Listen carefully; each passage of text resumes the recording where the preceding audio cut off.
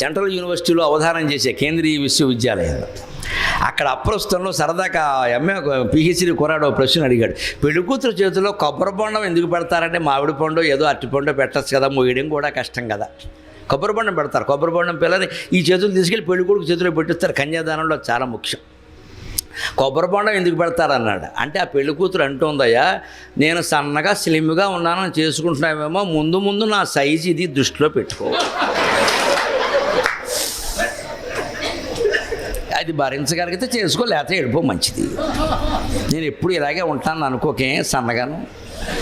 పైగా సహజంగా మామూలు మానవ ధర్మం ప్రకారం పెళ్ళి అయిన తర్వాత ఆడవాళ్ళు లావు అవుతారు. అది చాలా తప్పనిసరి. ఇక నేను వేదిక మీద వివరించే విషయాలు కావు.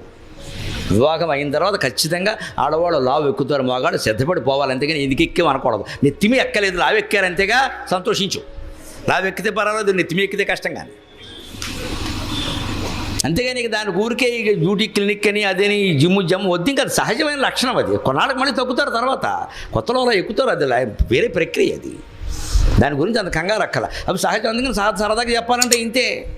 అంటే ఆ బ్రహ్మదేవుడు మొదటి వాడయ్యారు కూడా ఆయన్ని హిరణ్య గర్భక అన్నారు. ఎందుకంటే ఈ సృష్టి మొత్తం కాంతిమయం అండి, తేజోమయం. కాంతి నుంచే మొత్తం అన్ని వస్తువులు ఏర్పడ్డాయి. కాంతివంతమైన పదార్థాల్లో ఏవి ముఖ్యమండి? సూర్యుడు, చంద్రుడు, అగ్ని.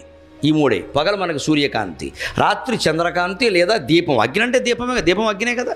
అందుకే పగలు సూర్యుడు అస్తమించేటప్పుడు తన తేజస్సుని కొంత అగ్నిలోనూ కొంత చంద్రుల్లోనూ కలిపేసి వెళతాడు అంటారు శాస్త్రంలో. అంటే అర్థం ఏంటంటే చంద్రుడు స్వయం ప్రకాశకుడు కాదు, సూర్యకాంతి కారణంగానే ప్రకాశిస్తున్నాడు. అగ్ని కూడా సూర్యకాంతితోనే దీప్తం అవుతుంది. దాంట్లో ఉండే తేజస్సుని సూర్యకాంతినే అంటారు. ఈ మూడే కాంతులు లెక్క. లోకంలో ఉండేటువంటి వస్తువులు మన కంటికి కనపడుతున్నాయి కాబట్టి ఉన్నాయనుకుంటున్నాం. కనపడకపోతే లేనట్టే కదా. కనపడడానికి పగలు సూర్యుడు కారణం, రాత్రి చంద్రుడు కారణం లేదా అగ్ని కారణం. అంచేత సమస్త వస్తు రూపాలు కూడా సూర్య చంద్ర అగ్ని రూపాలలో ఉంటాయి. తేజస్సు లేనిదే పదార్థం లేదు. ఈ తేజోవంతమైన పదార్థాల్లో అత్యంత తేజోవంతమైనది బంగారం. దాన్ని సంస్కృతంలో హిరణ్యం అంటారు. అందుకని హిరణ్య గర్భ, తేజస్సును గర్భమందు దాల్చి ఈ సృష్టి అంతా ఒకే ఒక విష్ణువు భరిస్తున్నాడు. మొత్తం ఉన్నది తేజస్సే. వస్తువులు అనేది మన విభాగం వల్ల తోస్తున్నాయి, అంతే తేడా. అందుకే మీరు ఫోటో తీసినప్పుడు గమనించండి, ఒక కిరణాలు మన మీద ప్రసారం అయ్యేలా చేస్తారు. అక్కడ మనిషి ఎక్కడ అడ్డం వస్తాడో ఆ మనిషి బొమ్మ అక్కడ పడుతుంది, మిగిలినంతా కిరణాలే.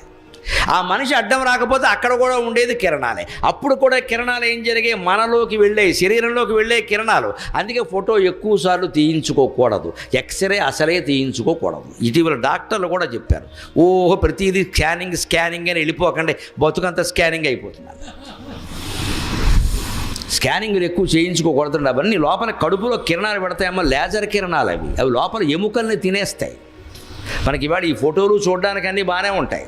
ఇంత స్కానింగ్ తీయడమును 2000 కొట్టేయడమును ఏమీ లేదు. ఏమీ లేకపోవడం 2000 ఉన్నాయి కదా. నేను రోజు ప్రతిసారి నా పుట్టినరోజు అయిన మర్నాడు ఆరోగ్య పరీక్షలు చేయించుకుంటా. 15 ఏళ్ళుగా నియమం పెట్టుకుని. ఎందుకంటే నా ఆరోగ్యం నాది కాదు, ప్రజలది.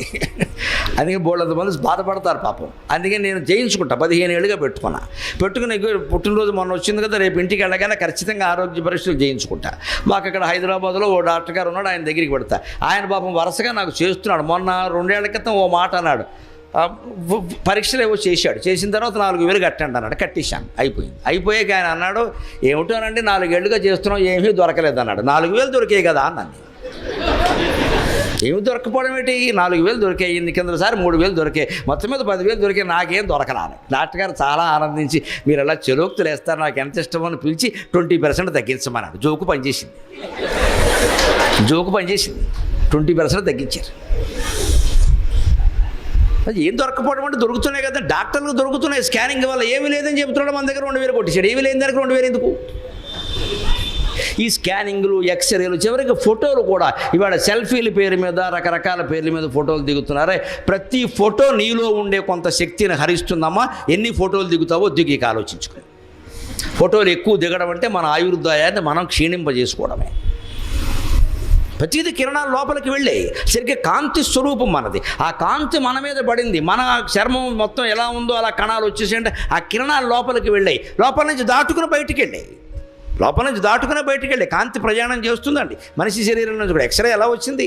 ప్రయాణం చేసింది. ఆ ప్రయాణం చేయడంలో ఎముక అడ్డం వచ్చింది. ఆ ఎముక బొమ్మ అక్కడ పడింది. అడ్డం రాకపోతే కాంతే పడుతుంది కదా, అనుమానం ఏముంది? అంచేది మొత్తం ప్రపంచం అంతా వస్తుమయం కాదు, కాంతిమయం. అంచేది దేవుణ్ణి హిరణ్య గర్భ, కాంతిమయ వస్తువుల్లో హిరణ్యం ముఖ్యమైనది, బంగారం కాబట్టి ఆ హిరణ్యము గర్భమందు కలిగి బంగారు కాంతితో ఈ ప్రపంచం అంతా నిండిపోయినవాడు. హిరణ్య గర్భో భూగర్భగా, మంచి మాట అది కూడా. భూగర్భగా, భూమిని తన గర్భమందు ధరించిన వాడు, పైగా భూమి గర్భమందు తాను ఉన్నవాడు. ఏదైనా ఒకటే. భూగర్భంలో కూడా దేవుడు ఉన్నాడా? దేవుడు సర్వాంతర్యామి అంటారు కదండి. ఎలా ఉన్నాడు దేవుడు అంటే? ఏం చెప్పుకున్నాం మనం ఇందాక? అన్ని వస్తువులకి మూలమైంది ఏది అన్నాం? ఇదో బల్ల అన్నాం. బల్లకి మూలం చెక్క, చెక్క మూలం మట్టి, మట్టికి మూలం భూమి, భూమికి మూలం అగ్ని నీరు, నీటికి మూలం అగ్ని, అగ్నికి మూలం వాయువు, వాయువుకి మూలం ఆకాశం. అన్నింటికీ మూలాల్లోకి వెళ్ళండి మీరు, పంచభూతాల్లోకి వెళతారు. దాని మూలం ఆకాశం. ఆకాశ స్వయం విష్ణువు. ఇది ఇనప కమ్మి అనుకున్నాం. ఇనుముకు మూలం మట్టి, మట్టికి మూలం నీరు, దానికి మూలం అగ్ని, వాయువు, ఆకాశం. ఆకాశ స్వయం విష్ణువు. ఇప్పుడు ఆకాశమే విష్ణువు అని అర్థమైంది కదా. భూగర్భక అంటే భూమి తన గర్భంలో ఉంది అంటే మనం తేలిగ్గా నమ్ముతాం. భూమి గర్భంలో కూడా ఆకాశం ఉంది. ఎలా నిరూపిస్తామండి? భూమి గర్భంలో ఆకాశం ఉంది. ఇది నేల అనద్దు మీరు, అందులో ఆకాశం ఉంది. ఎలా ఉందో తెలుసా? ఎక్కడైనా ఓ గొయ్యి తవ్వండి, ఒక అరగజంలో తవ్వండి. ఆ తవ్విన మట్టి పక్కనేయండి, మళ్ళీ ఆ మట్టితో పూడసండి. వీలు కాదు, కొంత మట్టి తేవలసింది. మనందరికీ అనుభవంలో ఉన్న విషయం ఇది. కూటి బిళ్ళు ఆడుకుంటూ గొయ్యి తవ్వినా సరే తీసిన మట్టితో దాన్ని పూడ్చలేరు మీరు. ఎంతో కొంత లోటు ఉంటుంది అక్కడ. ఖచ్చితంగా బయట నుంచి మట్టి తేవలసిందే. తీసిన మట్టి మీరు జాగ్రత్తగా, ఒక్క రేణువు కూడా పోకుండా, పక్కన ఏదైనా పెద్ద మైకా సంచి పెట్టి దాని మీద రేణువు పోకుండా వేయండి, ఏం పర్వాలా. మళ్ళీ ఆ గోతులో ఆ మట్టి వేయండి, అది లోపలికి వెళ్ళిపోయింది, కొంత ఖాళీ మిగిలింది. చిన్న గొయ్యి దగ్గర నుంచి పెద్ద గొయ్యి వరకు మొత్తం అనుభవం ఇది. నుయ్యి దవ్విన మట్టితో మళ్ళీ నుయ్యి పొడచలేం. సగమే పొడుతుంది, సగం మిగులుతుంది. ఆ మిగిలిందే ఖాళీ, అదే ఆకాశం. ఆకాశ స్వయం విష్ణు. ప్రతి ఉదాహరణ సులభమైన ఉన్నాయి. మనం కాస్త ఆధునికంగా దృష్టి పెట్టి ఆలోచిస్తే తెలుస్తుంది. అంటే భూమి అనుకుంటున్న దాంట్లో ఆకాశం ఉంది, నీరు ఉంది, భూగర్భ జలాలు లేవా? లోపల వాయువు ఉంది. వాయువు లేకపోతే నీరు ప్రవహించదు. బయట నీరు ప్రవహిస్తుందంటే వాయువు కారణం అండి. భూగర్భంలో కూడా జలాలు ప్రవహిస్తున్నాయంటే నీరే కారణం, వాయువే కారణం. అంటే భూమి ఎలాగూ ఉంది, అందులో ఖాళీ రూపంలో ఆకాశం ఉంది, అందులో భూగర్భ జలాలు నీళ్లు ఉన్నాయి, జలాలను ప్రవహింపజేస్తున్న వాయువు ఉంది. భూమిలో అగ్ని లేదా? అగ్ని లేకపోవడం ఏంటండి? తవ్విన చోట ఎక్కడైనా పట్టండి, చల్లగానైనా ఉంటుంది, కొన్ని ప్రాంతాల్లో వేడిగానైనా ఉంటుంది. అంచేత పంచభూతాలు భూమిలో కూడా ఉన్నాయి, వాయువులోనూ పంచభూతాలు ఉన్నాయి, ఆకాశంలోనూ పంచభూతాలు ఉన్నాయి. అందుకే సృష్టి ఏర్పడిన విధానాన్ని ఒక రకంగా చెబుతారు వేదాల్లో. గొప్ప సైన్స్ అండి అదంతా. 5 భూతాలని 5 కాస్త ఏదో బిళ్ళ ఇంత ఇద్దడి సిబ్బి అనుకోండి, ఇంత మట్టి ముద్ద అనుకోండి, 5 ముద్దలు. ఆ సృష్టి నిర్మాణం ఎలా జరిగిందని శాస్త్రీయంగా చెప్పింది హిందూ మతం. దేవుడు ఇలా కూర్చున్నాడు, ఆకాశం రావాలి అన్నాడు, ఆకాశం వచ్చింది. భూమి రావాలి అన్నాడు, భూమి వచ్చింది. రాదమ్మా, ఆర్టీసీ బస్సు రావట్లేదు, ఆకాశం భూమి ఎక్కడి నుంచి వస్తాయి? ఈ కబుర్లు చెప్పొద్దు. ఈ గుడ్డి నమ్మకాలు, వ్యవహారాలు హిందూ మతంలో ఉండవు. హిందూ మతం పరమశాస్త్రీయం. సృష్టి అలా ఏర్పడిందని చెప్పలేదు. సృష్టి ఎలా ఏర్పడిందంటే పంచభూతాల నుంచి ఏర్పడిందని చెప్పారు. అది కూడా ఎలాగా? భూమి, ఆకాశం, అగ్ని, వాయువు అన్నీ కలిపి 5 ముద్దలు, మట్టి ముద్దలు అనుకోండి. కాస్త ఇది ఇంతంత మట్టి ముద్దలు. ఈ మట్టి ముద్దను ముందు సగం చేశాడు. ప్రతి ముద్దని సగం చేశాడు. చేసి భూమి అనే ముద్ద ఉందండి, అందులో సగం తీసేట. ఆ సగాన్ని 4 భాగాలు చేసి అందులో ఒక భాగం అగ్నిలో, ఒక భాగం వాయువులో, ఒక భాగం నీటిలో, ఒక భాగం ఆకాశంలో కలిపెట్టాడు. మళ్ళీ అగ్ని ముద్ద ఒకటి ఉంది కదా, దాన్ని సగభాగం చేసి ఆ సగం అలాగే ఉంచి ఆ ఒక సగాన్ని తీసుకొచ్చి మళ్ళీ 4 భాగాలు చేసి దాన్ని ఒకదాన్ని భూమిలో, ఒకదాన్ని నీటిలో, ఒకదాన్ని వాయువులో, ఒకదాన్ని ఆకాశంలో కలిపెట్ట. అంటే ఏమైంది? ప్రతి భూతములోనూ కూడా ప్రతి పదార్థంలో సగం అదే, సగం మిగిలిన 4. అందుకని పంచభూతాల్లో దేన్ని మీరు పరిశీలించినా అందులో మిగిలిన 4 ఉంటాయి, మిళితమై ఉంటాయి. ఇదంతా సైన్సా కాదా? ఎవడండి గుడ్డి నమ్మకం అంటాడు?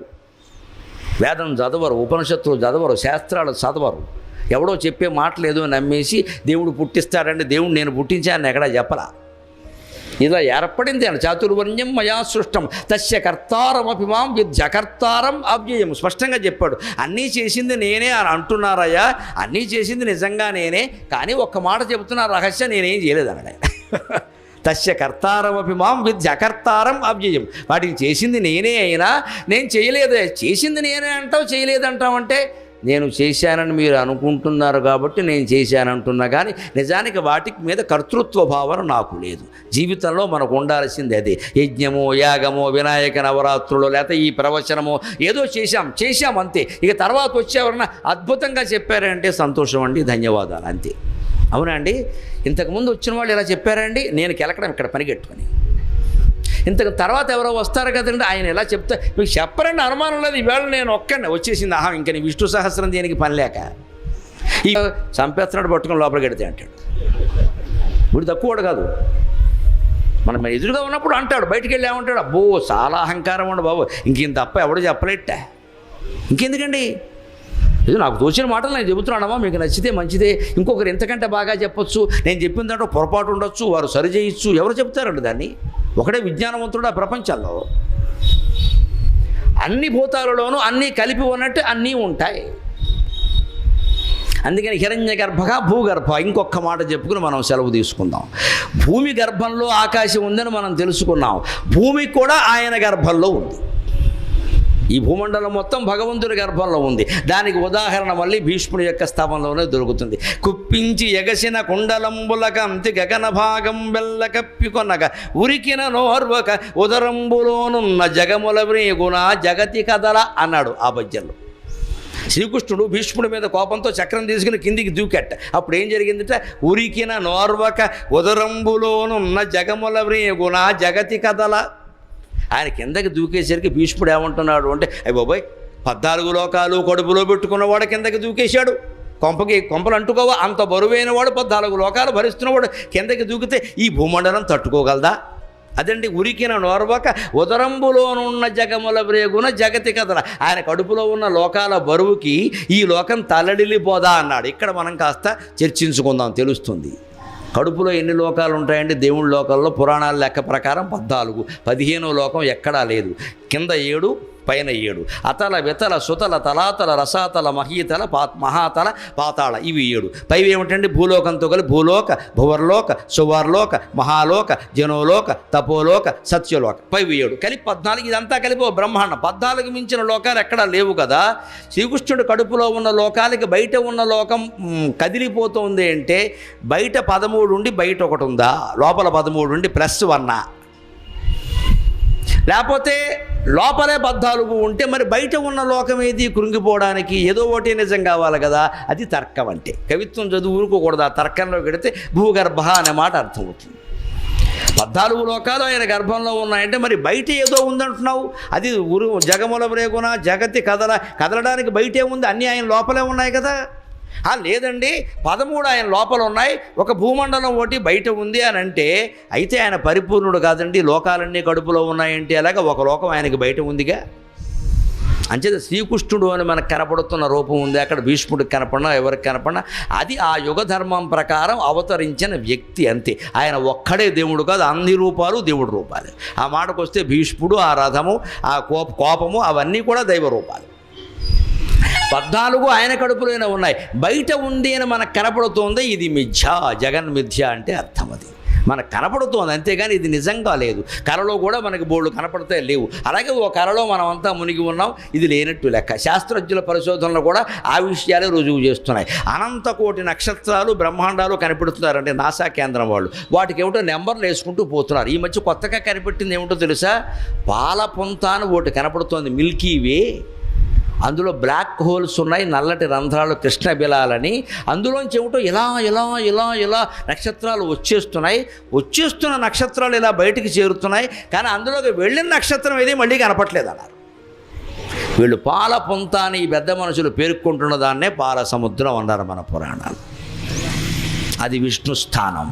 అక్కడి నుంచి లోకాలు వస్తాయి, మళ్ళీ అందులోకి పోతాయి. సరిగ్గా నిప్పు మండుతూ ఉంటే అగ్ని మునుగురు పురుగుల్లాగా నిప్పు రవ్వలు బయటకు వస్తాయి, మళ్ళీ రాలిపోతాయి. ఈ లోకాలన్నీ నిప్పు రవ్వలు లాంటివి. అదే సరిగ్గా ఉపనిషత్తుల్లో చెబుతారు. భగవంతుడి లక్షణాలు, సృష్టిని భగవంతుడిని కలిపి 5 లక్షణాలు చెబుతారు. అస్థి, భాతి, ప్రియం, రూపం, నామచేత్యంశ పంచకం, ఆద్యత్రయం బ్రహ్మభావం, నామరూపాత్మకం జగతు. 5 లక్షణాలు ఉన్నాయి భగవంతుడికి, సృష్టికి కలిపి. అవేమిటంటే, ఒకటి అస్థి, అది ఉంది. భాతి అది ప్రకాశిస్తోంది. 3 ప్రియం అది సంతోషంగా సుఖంగా ఆనందంగా ఉంది. 4 రూపం దానికి ఓ రూపం ఉంది. నామ ఓ పేరుంది. ఇవన్నీ కలిపి ఇందులో ఆద్యత్రయం బ్రహ్మభావం. మొదటి 3 పరమాత్మ లక్షణాలు అస్థి భాతి ప్రియం. నామరూపాత్మకం జగత్తు. జగత్తుకుండేవి 2 లక్షణాలు, 1 రూపం 2 పేరు. రూపము పేరు లేకపోతే జగత్తు లేదు. అందుకే ఈ మొదటి 3 ఏమిటి సరిగ్గా మనకు చూడండి. అస్థి అంటే ఉన్నది సత్, భాతి ప్రకాశిస్తోంది చిత్, ప్రియం అదే ఆనందం సచ్చిదానందం. భగవంతుడి లక్షణాలు అంటే సచ్చిదానందం. జగత్తు లక్షణం ఏమిటంటే అది సత్తు కాదు, చిత్తు కాదు, ఆనందము కాదు. జగత్తు ఖచ్చితంగా ఎప్పుడూ ఒకేలా ఉందని చెప్పలేము, నిత్యం మారిపోతుంది. కాబట్టి సత్ అనడానికి లేదు. మనం పడుకున్నప్పుడు మనకి ఈ జగత్తు లేనట్టే లెక్క. ఇంకొడుకుంటే మనకున్నట్టు కాదు, మన వరకు లేనట్టే లెక్క. జగత్తు లేకుండా ఎలా బతుకుతున్నాం? ఇంత ప్రేమిస్తున్నామే ఈ ప్రపంచాన్ని, ఈ బంధాలని, ఈ భార్యని, ఈ భర్తని, ఈ పిల్లల్ని ఇంత ప్రేమిస్తున్నామే, వీళ్ళని మర్చిపోయి మనం ఎలా పడుకోగలుగుతున్నామండి? అసలు ఆ పడక, ఆ నిద్ర, ఆ ఆనందం ఈ మొత్తం జీవితం కంటే గొప్పదా కాదా? ఒక క్షణంలో తేలిపోయింది అది గొప్పదని. లేకపోతే నిద్ర మానేసి కూర్చో. చివరికి నేను అంటున్నాను మరోలో అనుకోవద్దు. ఆ ఉదాహరణ అయితే బాగా అర్థమవుతుంది. కొడుకుని కోల్పోయి విపరీతంగా దుఃఖిస్తున్న తల్లి కూడా ప్రాణం విసిగి నీరసం వచ్చి పడుకుంటే ఆ నిద్రలో ఆవిడకి ఏమైనా కొడుకు గుర్తున్నాడా? ఆనందం పొందిందా లేదా? నిద్ర ఆనందం. ఆవిడ మళ్ళీ బయటికి రాగానే ఏమిటో ఇంత కొడుకుని కోల్పోయి దిక్కుమాలిన నిద్రమ్మ అని మళ్ళీ ఏడుపుమాలెట్టి. నువ్వు నిద్రలో ఉన్నప్పుడు కొడుకు విషయం గుర్తులేదే, వాడు ప్రమాదంలో చనిపోయాడు, అక్కడ మెలకు రాగానే ఏడుస్తున్నావు. అంచేత ఆ నిద్ర ఈ దుఃఖాలకి సుఖాలకి అతీతమైంది అని అర్థం కావట్లేదా? అందుకని అస్థి భాతి ప్రియం స్థితిలో ఎప్పుడూ బ్రహ్మ భగవద్భావన అది. అలా ఉంటాడు మనిషి. నామరూపాత్మక రూపం పెట్టుకోవడం వల్ల, ఒక పేరు పెట్టడం వల్లే మనకు అర్థం కావట్లేదు విషయం. అందుకని ఉన్న పేర్లన్నీ ఆయనవేనండి. అది అనేది ఆయన పేరండి తత్. అందుకే సంస్కృతంలో వ్యాకరణం అర్థమైతే వేదాంతం అర్థం అవుతుంది. సంస్కృతంలో తత్ అనే శబ్దాన్ని 3 లింగాల్లో చెబుతారు. ఏ శబ్దాన్ని ఒక లింగంలో చెప్పిందని ఇంకో లింగంలో చెప్పరు. రామశబ్దం అంటే రామహ రామో రామాహ రామం రామో రామాన్ రామేణ రామాభ్యాం రామై పుంలింగం. సీతాశబ్దం ఉంది ఆకారాంత స్త్రీలింగ. సీతాశబ్ద సీతాదేవి సీతాసి దే సీతా హే సీతే హే సీతే హే సీతా సీతాంసి దే సీతా అని ఆకారాంతంగా చెబుతారు. స్త్రీలింగమే చెబుతారు. సీతాదేవి పుల్లింగం ఎలా అవుతుందండి? పుస్తకం అనే శబ్దం ఉంది సంస్కృతంలో. పుస్తకం అకారాంత నపుంసకలింగ. పుస్తకం శబ్ద పుస్తక శబ్ద. పుస్తకం పుస్తకే పుస్తకాన్ని హే పుస్తకే హే పుస్తకే హే పుస్తకాన్ని పుస్తకం పుస్తకే పుస్తకాన్ని అని నపుంసకలింగంలో చెబుతారు. పుస్తకాన్ని పుల్లింగంలో చెప్పరు. రాముడిని స్త్రీలింగంలో చెప్పరు. సీతని పుల్లింగంలో కానీ నపుంసకలింగంలో కానీ చెప్పరు. కానీ అందరికీ వర్తించేటువంటి తద్ అనేటువంటి శబ్దాన్ని 3 లింగాల్లో చెబుతారు. దకారాంత పుల్లింగ తబ్జద్ధ సహ తౌతేతం తౌతాంతేన తాభ్యాం తై తస్మై తాభ్యాం తేభ్యక తస్మాత్ తాభ్యాం తేభ్యక తస్య తయోస్తేషాం తస్మిన్ తయోస్తేషు అని పుల్లింగంలో చెబుతారు 7 విభక్తులు పెట్టి. అదే తచ్చబ్దాన్ని స్త్రీలింగంలో చెబుతారు. దకారాంత స్త్రీలింగ తచ్చబ్ద ఆమె. ఇందాక అతడు, ఇప్పుడు ఆమె. సా తేతాహ తాం తేతాహ తయా తాభ్యాం తాభి తస్యై తాభ్యాం తాభ్య తస్యాహ తాభ్యాం తాభ్య తస్యాస్తయోస్తాసాం తస్యాం తయోస్తాసు అని స్త్రీలింగంలో చెబుతారు. మళ్ళీ పుస్తకం దాని బదులు తత్. దకారాంతగా నపుంసకలింగ తచ్చబ్ద. అతడు కాదు ఆమె కాదు, అది పుస్తకం కదా, మరి నపుంసకలింగం కదా. తత్తేతాని తేన తాభ్యాం తై తస్మై తాభ్యాం తేభ్య తస్మాత్ తాభ్యాం తేభ్య తస్య తయోస్తేషాం తస్మిన్ తయోస్తేషు అని నపుంసకలింగంలో చెబుతారు. ఒక్క తచ్చబ్దానికి 3 లింగాలు ఎందుకు ఉన్నాయండి? తచ్చబ్ద స్వరూపుడైన భగవంతుడే పురుషులుగాను స్త్రీలుగాను నపుంసకులుగాను కూడా ఉన్నాడు. అందుకే ఉన్నాయి. అనగానే ఇచ్చేవాడు కాదు. పూర్వం ఉద్యోగాలు కాదు కదా, ఆస్తులే కదా. పొలం సర్లే 50 సర్లే, మట్టి ఎంత అనేవాడు. మెట్ట 10 అండి, పల్లం 40 అంటే పిల్లని ఇచ్చేవారు. మెట్ట 40 అండి, పల్లం 10 అంటే లాభం లేదు అనేవారు. ఎందుకంటే మెట్టలో పండదు, మరి వర్షాధారం భూమి, వర్షం కురవాలి పండాలి, మెట్టకి నీళ్ళు ఎక్కవు. అందుకని ఈ మెట్ట వాళ్ళు ఏం చెప్పేవారు? మెట్ట వేదాంతం ఏంటి? మాకు ఉంది కానండి అసలు అది మేము పట్టించుకోపోవడం లేదు, పండదు కాబట్టి. ఇది మెట్ట వేదాంతం అంటే అర్థం. పట్టించుకోపోవడం ఏంటి? పండదు కాబట్టి. పండితే పట్టించుకోవా? ఇది మెట్ట వేదాంతం అన్నమాట. అందుకు వచ్చింది. జాతీయాల వెనక్కి వెడితేనంటే జాతి చరిత్ర మొత్తం వస్తుంది. అద్భుతంగా ఉంటుంది. అసలు మెట్ట వేదాంతం అంటే ఏమిటంటే ఇది. మెట్ట భూమి ఉన్నవాడు ఆ అవసరం లేని వేదాంతం మాట్లాడతాడు. ఎలాగూ పండదు కాబట్టి అది మాకు పెద్ద లెక్కలేదు లేదని దాన్ని పట్టించుకో ఉందని కదా చెప్తున్నావు కదా. నీకు ఎంత ఉందంటే దాన్ని కలుపుతున్నావా? మళ్ళీ తర్వాత పండుతుందా పండదా అంటే పట్టించుకోమంటావు. మరి కలిపేదంటే కూడా తీసేయచ్చు కదా, దస్తావేజులో తీయడు, అది ఉంచుతాడు. నేను గొప్ప చెప్పుకోవాలి కదా. మరి వెనకడికొకటికి నీకు ఎంత పొలం ఉందా అంటే 101 అన్నట్టు. ఎక్కడ ఉందంటే మా మేనమావది ఉందా, నాది 1 అన్నట్టు. అదే మేనమావది ఇందులో కలిపేస్తావా? పోనీ పెంచండ్రైనా కాదు, వాడు పోతే ఏమైనా వస్తుందేమో, వాడికి పిల్లలు లేకపోతే మేనమావదట. మా మేనమావది ఉందా, నాది ఒకటి, మొత్తం నేడు ఇంకేం. మరి మొత్తం గవర్నమెంట్ పొలాలు కూడా కలిపి ఈ మెట్ట వేదాంతం రాకుండా, ఆ స్థితి రాకుండా ఏం చెప్పేవారు అంటే తర్కం నేర్పేవారు, వ్యాకరణం నేర్పేవారు. అంచేతనే ఈ కుర్రాడు తండ్రి ద్వారా నేర్చుకున్నాడు కాబట్టి అంతే సూక్ష్మ దృష్టి ఒక్కోసారి తండ్రికి లేనిది కొడుకుంటుందండి. అందుకని దేవుడు ఎక్కడున్నాడు అంటే పాలల్లో వెన్న ఎలా ఉంటుందో దేవుడు అలాగే ఉన్నాడండి. చిలికితే కానీ రాదు కదా, దేవుడైనా అంతే కదా, మధించాలి కదా అన్నాడు. రాజుగారికి చాలా ఆనందమైంది. దేవుడు పేరేమిటి అంటే, మీరు ఇది పళ్ళెం, ఇది గ్లాసు, ఇది చెంబు, ఇది బల్ల అన్నారు. ఇది తీసేయండి, ఇది ఆ పళ్ళెం పేరు చెంబు తీసేయండి, మిగిలింది ఇది కదా, అదే బ్రహ్మండి. తద్బ్రహ్మ తత్వమసి అహం బ్రహ్మాస్మి అంటే రాజుగారికి పరమానందం అయిపోయింది. ఆ కుర్రాన్ని తీసుకెళ్ళి ఎత్తుకుని ముద్దెట్టేసుకుని ఎదురుగా నుంచి సింహాసనం దగ్గరికి పిలిపించి నుంచోబెట్టి, నువ్వే నా గురువురా అన్నారు. ఇప్పుడు చెప్పాడే. 3వ ప్రశ్న ఏంటండి అన్నాడు. దేవుడు ఏం చేస్తూ ఉంటాడన్నాడు. మీరు ఇప్పుడు నన్ను గురువు అన్నారు కదండి, గురువు నిలబడి ఉండగా శిష్యుడు కూర్చోవడం ధర్మమేనా అన్నాడు. చిలివెంటి వాడిది. దెబ్బకి రాజుగారికి ఇంకా ముద్దైపోయిన బంగారు కొండ అన్న రాజ్యం నీకు ఇచ్చేసిన తప్పులేదురా, బ్రహ్మాండంగా మాట్లాడు అని వాడిని సింహాసనం మీద కూర్చోబెట్టి ఈయన కింద కూర్చున్నాడు. ఇప్పుడు అడగండి మీ ప్రశ్న అన్నాడు. దేవుడు ఏం చేస్తూ ఉంటాడన్నాడు. ఇదే చేస్తూ ఉంటాడు అన్నాడు. పైవాడికి తెలిసిందంటే మనం ఆశ్చర్యపోకల. ప్రహ్లాదుడికి తెలియలేదా? ప్రహ్లాదుడి వయసు 8 ఏళ్ళు, హిరణ్యకశ్యపుడి వయసు పోనీ మన లెక్కల్లో చూసుకుని 60 ఏళ్ళు ఉన్నాయి. ఆ కృతయుగాలు వయస్సులో వదిలిన పోను మన లెక్కల్లో చూసుకుని రాష్ట్ర ప్రభుత్వోద్యోగం, కేంద్ర ప్రభుత్వోద్యోగం 2 రిటైర్ అయిపోయాడు వాడు. ఇది 60 అయినా అది 62 అయినా మొత్తం అయిపోయినట్టే. అటువంటి వాడికి తెలియలేదని అనడానికి లేదు, వాడికి జ్ఞానం ఉంది, పక్కకి వెళ్ళిపోయాడు. అందుకని ప్రహ్లాదుడు చెబుతున్నాడు, కలడంభోమతి కలండు గాలి కలడు ఆకాశస్థలిన్ కుంభినిన్ కలడగ్నిన్ దిశలన్ పగళ్ళ నిశలన్ ఖద్యోత చంద్ర ఆత్మలన్. మనం దగ్గరగా చూస్తే దేవుడు ఇది మన జీవితంలో చాలా పెద్దవాడు అవుతాడు. జ్యేష్ఠక శ్రేష్ఠక. మనం నిత్యం ఆయన గురించే చర్చించుకోవాలి, పనికి మాలిన మాటలు మానేసి. అప్పుడు ఆయన చాలా పెద్దవాడు అయిపోతాడు, మన జీవితంలో ప్రధాన భాగం అయిపోతాడు. ఇక దైవం మాటలు కాకుండా లౌకికమైన మాటలు ఎవడైనా మాట్లాడితే ఆడ మగ తేడా లేకుండా గోమె కొట్టేద్దాం అనిపిస్తుంది, ఊరికే అది అవసూది అనిపిస్తుంది. ఆ స్థితికి వెళ్ళాలి మనిషి. ఎంతసేపు ఇదేనా ఆశమ్మ పోషమ్మ ఆత్మస్థుతి పరనంద ఆకాక ఈ చచ్చిపోతున్నాయి అదవసంతా. ఎంత చర్చించినా మీరు ఏ సమస్య అయినా చర్చించండి అమ్మా, మూలంలో కడితే కర్మ అండి అయిపోయింది. ఇంక కర్మ అన్నావుగా ఊరుకోరదా? విద్య బాగుండలేదు, వైద్యం బాగుండలేదు, ఉద్యోగాలు బాగుండలేదు, వ్యవసాయం బాగుండలేదు, వ్యాపారం బాగుండలేదు. ఎందుకంటే మనిషి మనస్సు బాగాలేదు అని చేసేది మనిషి. అందుకని మొత్తం బాగుండదు. దాని గురించి ఎక్కువ చర్చ కూడా అనవసరం. ఇంకా మనం చేయాల్సిందంటే ఏదైనా చేసేద్దాం, పోనీ చేయవలసింది ఏదో చేసి వదిలేసే ఆ విషయాన్ని. మన జీవితాల్లో జ్యేష్ఠక శ్రేష్ఠక. విమానం అంత పెద్దదిగా ఎందుకు కనిపించి దగ్గర ఉండబట్టి, చిన్నదిగా ఎందుకు కనపడింది దూరంగా ఉండబట్టి. దేవుడైనా అంతే, దూరంగా నువ్వు ఆలోచించి ఎప్పుడో ఏడాదికి ఒకసారి వినాయక నవరాత్రులు చేసేస్తే ఈ తర్వాత ఏదో మనకు అది సాంప్రదాయం ఆనవాయితీ అమ్మ మానకూడదు అంటే మానకూడదు కాబట్టి చేస్తున్నామమ్మా, నీకు భక్తి లేదు. ఈ మొత్తం ఆనవాయితీ సంప్రదాయం మానకూడదు. ఈ భయము కానీ ప్రలోభం కానీ పనికిరాదండి. వినాయక నవరాత్రుల తర్వాత మళ్ళీ మీకు 10 రోజులు కాకుండా దసరా నవరాత్రులు వచ్చేస్తున్నాయి. ఇక్కడ 9 రోజులు చేశాం వినాయకుడికి. తర్వాత వాళ్ళ అమ్మగారు వస్తుంది, మా అబ్బాయికి 9 రోజులు చేశారు, నా సంగతి ఏమిటంటుంది, నీకు 10 రోజులు చేస్తామమ్మా, ఓ రోజు ఎక్కువ అంట. తర్వాత వాళ్ళ ఆయన వస్తాడు శివుడు, మా ఆవిడకి 10 రోజులు చేశారు, మా అబ్బాయికి 9 రోజులు చేశారు, మొత్తం వీళ్ళందరినీ పోషిస్తున్నది నేను, బెచ్చమెత్తు కూడా పోషిస్తున్నాను, నా సంగతి ఏమిటంట, నీకు కార్తీక మాసం నెలంతా చేస్తానైనా కోప్పడకండి. తర్వాత వాళ్ళ మేనమా వస్తాడు. మరి రాజకీయాల్లో తెలుగుదేశం ఉన్నట్టు, వైఎస్ఆర్ పార్టీ ఉన్నట్టు మాధవ పార్టీ ఉంది. ఇక్కడ మాది శివుడు పార్టీ అయితే కేశవుడు పార్టీ, మరి మాకేం లేదా అంటాడు ఆయన.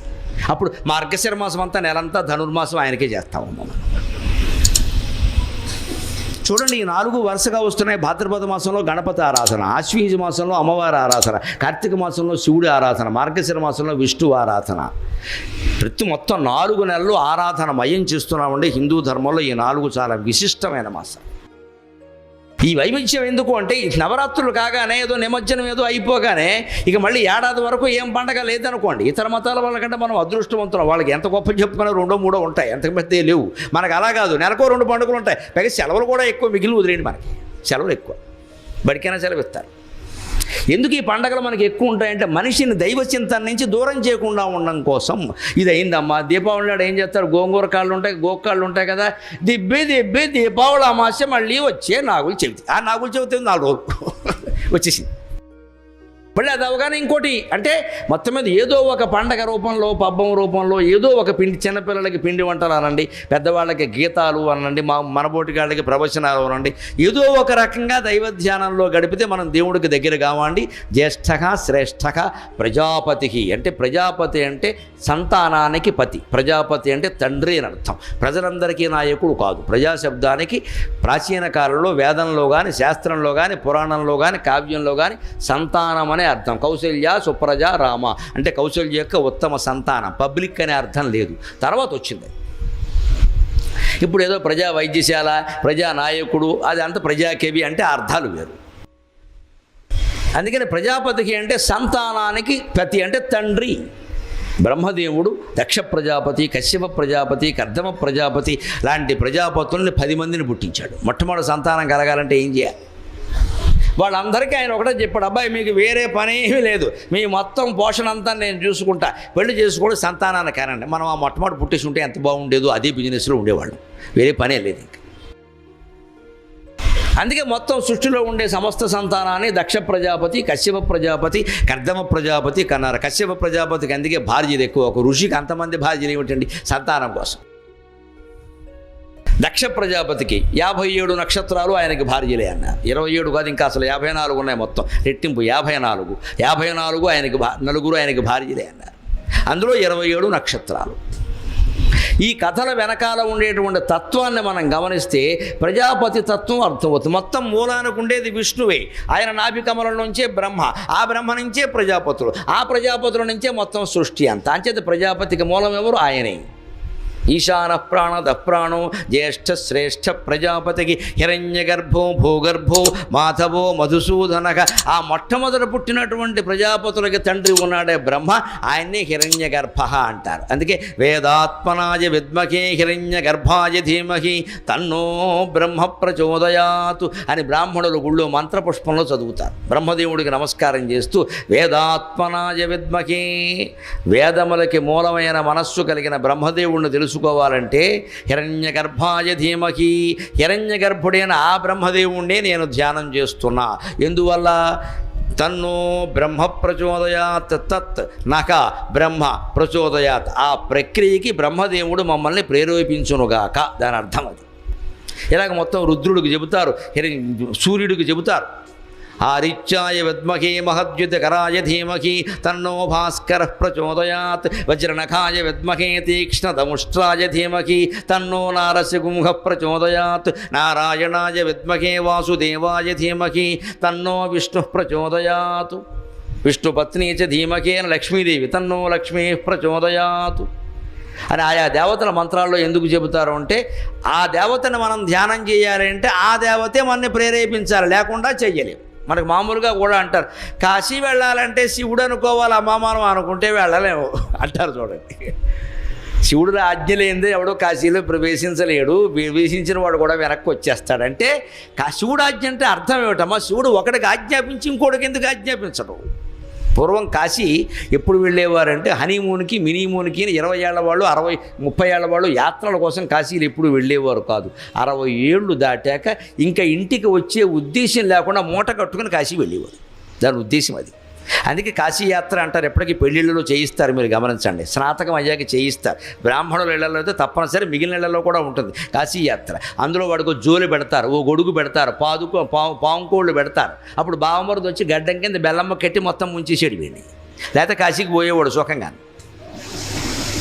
వాడికి ఓ జోలు ఉంటుంది. ఆ జోల్లో ఏముంటాయి గమనించండి మీరు, ఇన్ని బియ్యం ఉంటాయి, కందదుంప పెండలం దుంప ఉంటాయి. ఎందుకంటే స్టోర్ నిల్వ ఉంటాయి అందుకోసం, దారిలో వండుకోవడానికి. దాంట్లో నీకు ఏదో అరటిపళ్ళు పెట్టేవనుకో మన్నాడు కుళ్ళిపోతాయి. అందుకని కందదుంప, పెండలం దుంప, చిలకడ దుంప, దారిలో ఏమి దొరకపోతే అదైనా తినేయచ్చు. ఆ దుంపలు ఎందుకంటే నిల్వ ఉంటాయి. నిల్వ ఉండే కూరలు, బియ్యం పెడతారు. గొడుగు ఎందుకు? దారిలో వాన వస్తే వాడుకోవడానికి. పావుకోళ్ళు ఎందుకు? చెప్పులు లేకుండా అయినా అప్పుడు చాలామందికి చెప్పులు ఉండేవి, పావుకోళ్ళు ఉండాలి.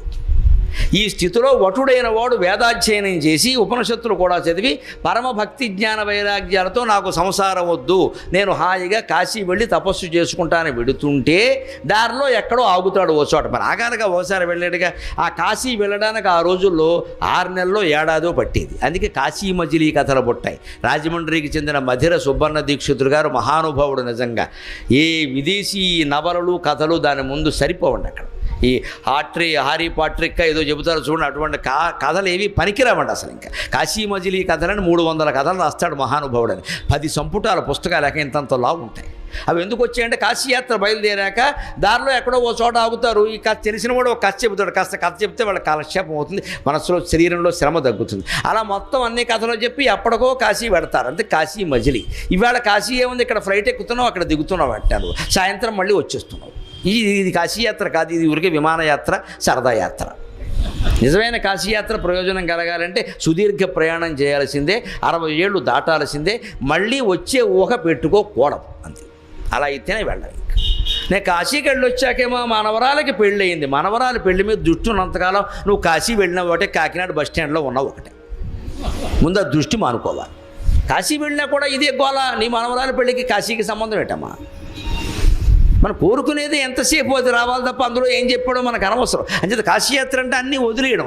ఈ పెళ్లి కొడుకు వదిలేసి వెళ్ళిపోతూ ఉంటే వటుడు ఆ బావమరిది అక్కడ అమ్మ వారింట్లోనే ఉన్నాడు కదా, వాళ్ళ ఇంట్లో ఒక అమ్మాయి ఉంది. ఆయన ఏమనుకుంటాడు, ఆ గృహస్థు కుర్రాడు యోగ్యుడు, చదువుకున్నాడు, వీడికి పిల్లనిస్తే బాగుంటుందని. నేను 60 ఏళ్లవాడిని, ఆ కుర్రాడిని అడిగితే నాకు కుదరదండి అంటే మరి అవమానం కదండి. 60 ఏళ్ళవాడు అడిగి, అందుకని బావమరిచేది అడిగిస్తాడు. అది సంప్రదాయం. వీడు వయస్సు 60 ఏళ్ళు, వీడు వయస్సు 1. అందుకని ఈ కుర్రాడు వచ్చి మా అక్క పెళ్లి చేసుకుంటుంది, చేసుకో అంటే అయిపోయింది నాయన, బొట్టలో పడేసే అని అర్థం. అక్కడ బావమరి చేత ఎందుకు అడిగిస్తారు అంటే, బావమరిది అడిగితే వాడు కాదన్నా పర్వాలేదు, అవమానం కాదు. పెద్ద ఆయన కన్యాదాత అడిగితే మరి 50 ఏళ్ళ ఆయన అవమానం కదా. మన సంప్రదాయాల్లో ఇన్ని విశేషాలు ఉన్నాయండి. మానవ మర్యాద, మంచి శాస్త్రం, అంతిమంగా భక్తి జ్ఞాన వైరాగ్యం. ఈ కుర్రాడు ఏమయ్యాడు, ఇప్పుడు శుభ్రంగా కాశీకి పెండలం బదులుగా పెండ్లం పట్టుకున్నాడు వీడు. అది విషయం. అది పెండలం, ఇది పెండ్లం. డాకింత లావత్తు వచ్చింది. ఆ పెండలం వదిలేశాడు, పెండ్లాన్ని పట్టు. ఇక మళ్ళీ దొంప తెగింది, ఇక లేవలేదు ఇంక నుంచి. అందుకే నన్ను ఎక్కడో అవధానం చేస్తుంటూ అడిగారు, పెళ్లి కూతురు బొట్టలో కూర్చుంటుంది కదండి, పెళ్లి కొడుకు కూర్చోడే అన్నారు. వాళ్ళు కూర్చున్నది 5 నిమిషాలైనా ఆయన, తర్వాత వీడు ఆ బొట్టలో పడ్డాడు, ఈ జన్మలో లేవలేదు అని చెప్పి.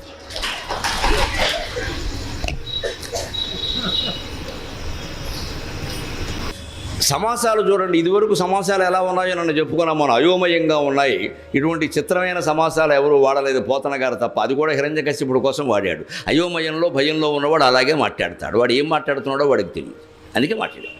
కానీ ప్రహ్లాదుని సమాసాలు చాలా స్పష్టంగా తెలుగు మాస్టర్కి పిల్లలకి చెప్పడానికి సుఖంగా ఉన్నాయి. అగ్నిం దిశలన్ పగళ్ళ నిశలన్ శబ్ద ప్రయోగం, ఇది సమాసం కాదు. అగ్నిం దిశలన్ పగళ్ళ నిశలన్, దిశలన్ నిశలన్ శబ్దాలంకారం,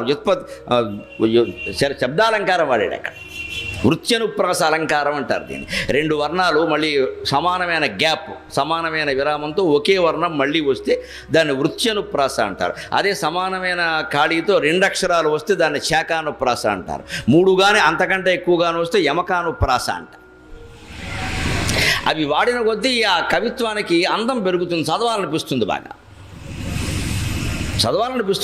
అవి పోతన గారు వాడతాడు. కమలాక్షు నర్చించు కరములు కరములు, శ్రీనాథు వర్ణించు జిహ్వ కరములు జిహ్వ అని వెంటనే వస్తుంటే మనకు ఆనందంగా ఉంటుంది. చిన్నపిల్లాడు కూడా నేర్చుకుంటాడు. అందుకే కరములే చేతులు, జిహ్వ ఏ నాలుక అంటే కుదరదు. అక్కడ జిహ్వే ఉండాలి. మళ్ళీ అటు ఆ చేతులే నిజమైన చేతులు, ఆ నాలుకే నిజమైన నాలుక, ఆ శరమే నిజమైన శరం. ఆ నిజమైన అనేది అక్కర్లేదు. అక్కడ శరము, జిహ్వ కరములు అంటే చాలు. అందుకని కలడోంకారమున కలడగ్నిం దిశలను పగళ్ళ దిశలను. ఇంకో మాట ఖద్యోత చంద్రాత్పలను, ఇది సమాసం. ఖద్యోత అంటే సూర్యుడు, చంద్ర అంటే చంద్రుడు. సూర్యుడి వెంటనే ఎవరిని చెప్పాడు? చంద్రుడిని చెప్పాడు. హిరణ్యకశిపుడు ఎవరిని చెప్పాడు? భూరి గ్రాహ రక్షోమృగ వ్యాళ ఆదిత్య నరాది. ఆదిత్యుని తర్వాత మానవుడిని చెప్పాడు. ఆదిత్యునికి మానవుడికి సంబంధం ఏంటండి? ఆదిత్యుల తర్వాత చంద్రుడిని చెప్పాలి. కానీ సూర్యచంద్రుడు అనాలి మనం ఎవరన్నా అంటాం. పున్నమంటే వెంటనే అమావాస్య అంటాం. తెలుగులో సామెతలు పడతాయి. చెప్పేవులే కబుర్లు, పెద్ద ఆదరించాం. పున్నమనాడు బోరెట్టావా, అమావాస్య నాడు అట్టెట్టావా అంటారు. పున్నం వెంటనే అమావాస్య వస్తుంది, కానీ పున్నమనాడు బోరెట్టావా, ఏకాదశి నాడు పూరి పెట్టావా అనరు. పున్నమ తర్వాత ఏకాదశి రాదు, అమావాస్య వస్తుంది వెంటనే. నోటికి అలా వస్తుంది లెక్క. ఆదివారం తర్వాత సోమవారం వస్తుంది కానీ మంగళవారం ఎందుకు వస్తుందండి? మాట్లాడడానికి ఒక లెక్క ఉంది కదా. ఆ పద్ధతిలో మాట్లాడుతున్నాడంటే అర్థం ఏంటి? అతని మనస్సు స్థిరంగా ఉంది, హాయిగా ఉంది, సక్రమంగా మాట్లాడుతున్నాడు. హిరణ్యకశిపుడు మనస్సు గందరగోళంగా ఉంది. అందుకని ఏం మాట్లాడుతున్నాడు వాడికి తెలియదు. దానికి అనుగుణంగానే భాష రచించాడు ఆయన. కరడు అగ్నిని దిశలను పగళ్ళ నిశలను ఖద్యోత చంద్రాత్మలను సూర్యచంద్రుల్లో కూడా ఉన్నది ఆయనే.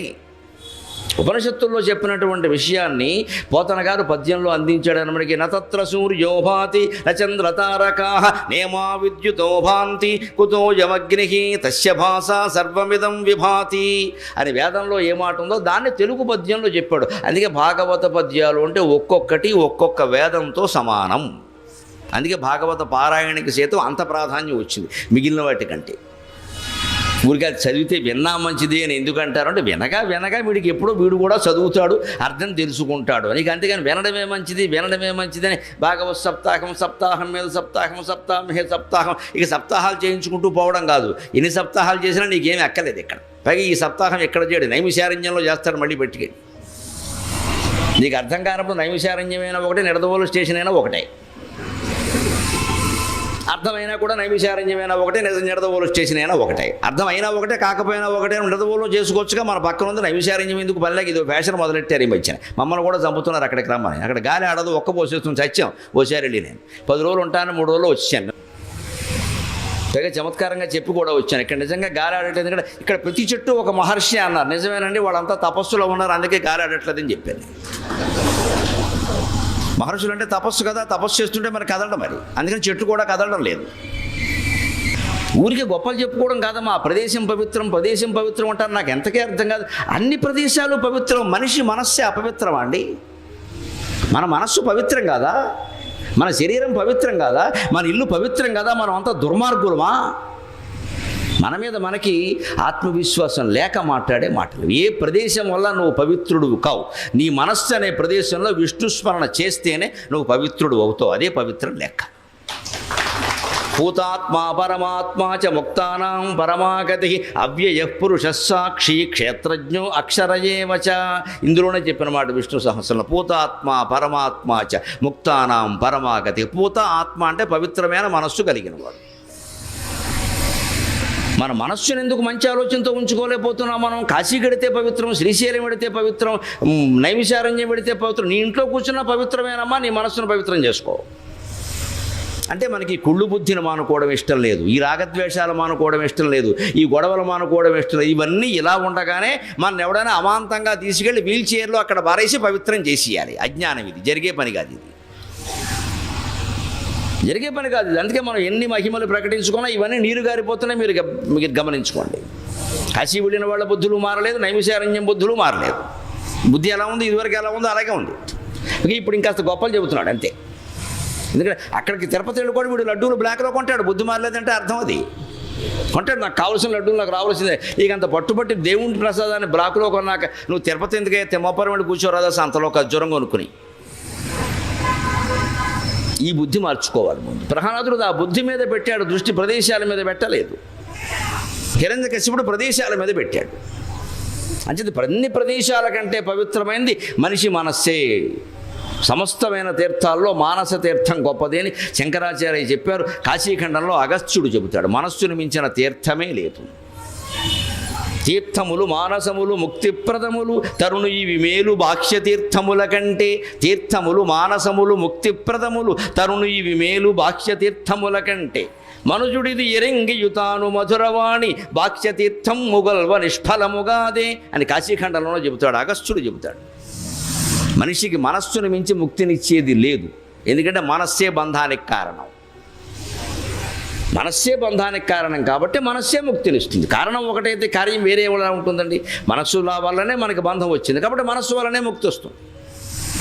అందుకని లోపాముద్రాదేవితో అగస్త్యుడు అంటాడు స్పష్టంగా, తీర్థములు మానసములు ముక్తిప్రదములు. మనస్సును మించిన ముక్తి తీర్థం వేరే లేదు లోపాముద్ర. తరుణి ఇవి మేలు బాహ్య తీర్థముల కంటే. గంగలో మునిగాం, కావేరిలో మునిగాం, గోదావరిలో మునిగాం, కృష్ణాలో మునిగాం, ఎందులో మునిగినా నీ మనసులో నువ్వు మునిగే వరకు విషయం నీకు అర్థం కాదు. మనుజుడిది ఎరింగియు తాను మధురవాణి బాక్ష్యతీర్థము గొల్వ నిష్ఫలముగాదే. తెలిసి కూడా ఊరికే మునుగుతారు పోయి, అజ్ఞానం కాకపోతే ఏమిటని కాశీఖండంలోనే చెప్పాడు. మనం వెళ్ళి కాశీని పెంచేస్తాం, గంగాని పెంచేస్తాం, స్నానాన్ని పెంచేస్తాం. నేను పొద్దున్న మధ్యాహ్నం స్నానం 3 పూట్ల మునిగేసా. ఎంతమందిని ముంచావో చెప్పు, నువ్వు మునగడం కాదు ఇక్కడ. మళ్ళీ తణుకు వచ్చాక ఎంతమందిని ముంచావు, ఎన్ని కంపెనీలు పెట్టావు, ఎంతమందిని ముంచావు. ఆ ముంచిన విషయం చెప్పడు, మునిగిన విషయమే చెబుతాడు ఇక్కడ. ఆ ముంచడం మానే వరకు ఈ మునగడం కుదరదు ఇక్కడ. పైగా ఆ మునగడం వల్ల ఈ ముంచిన పాపం పోయిందంటాడు. ఇది మరీ అజ్ఞానం. అలా పోదు ఎక్కడ. ఎందుకంటే మనకు అది ఇష్టం, అలా ఉండాలి. మనం ఏం చేసినా కూడా కాపాడేవాడు ఉండాలి. కానీ ఇలా చెయ్యి అలా చెయ్యి అంటే అలాగే మేము చెయ్యం. మేము ఇలాగే ఉంటాం, మీరు మమ్మల్ని కాపాడండి, కాపాడే ఉపాయం చెప్పండి. అది సాధ్యం కాదండి ఎవరికి. కలడంభోధి కలండు గాలి కలడు అగ్నిన్ దిశలన్ పగళ్ళ రిశలన్ ఖద్యోతు చంద్రాత్మల కలడు ఓంకారమును. ఒక్క ఓంకారంలోనే భగవత్ సృష్టి మొత్తం ఉందండి. ఓంకారం ఎలా ఏర్పడింది? అకారం, ఉకారం, మకారం. అకారం సృష్టి ప్రారంభం అంటారు, ఉకారం సృష్టి కొనసాగించడం అంటారు, మకారం సృష్టి మూసేయడం అంటారు, సంహారం అంటారు. ఎలాగ అకారం అజుడు బ్రహ్మ అన్నారు, ఉకారం ఉపేంద్రుడు విష్ణువు అన్నారు, మకారం మహేశ్వరుడు అన్నారు. అంతవరకు వెళ్ళక్కల. ఆ ఊ మా అనే 3 అక్షరాలు మీ నోటితో మీరు ఉచ్చరించండి. సృష్టి ప్రారంభమైంది, కొనసాగుతోంది, ముగిసిందని తెలిసిపోతుంది. ఎందుకంటే ఆ నోరు తెరిచాం, అదే సృష్టి ప్రారంభం. ఆ అనడానికి ఏమీ శ్రమ పడక్కల్లా, నాలుగు కదపక్కల్లా, పళ్ళు కదపక్కల్లా, ఏ నోట్లో ముఖంలో ఏ భాగాలు కదపట్ల. ఊరికే నోరు తెరిచి ఆ అండమే. చిన్నపిల్లాడు మొద్ద కోసం నోరు తెరిచినట్టే ఆ, అదే సృష్టి మొదలైంది. ఊ అనాలంటే ఏం చేయాలండి? ఊ కొంచెం మూతి ముందుకు సాగాలమ్మా, అదే ఉపేంద్రుడు, అది కొనసాగాలి, కంటిన్యూయింగ్. అకారంతో అలాగే ఉండే ఊ పలకలేవు.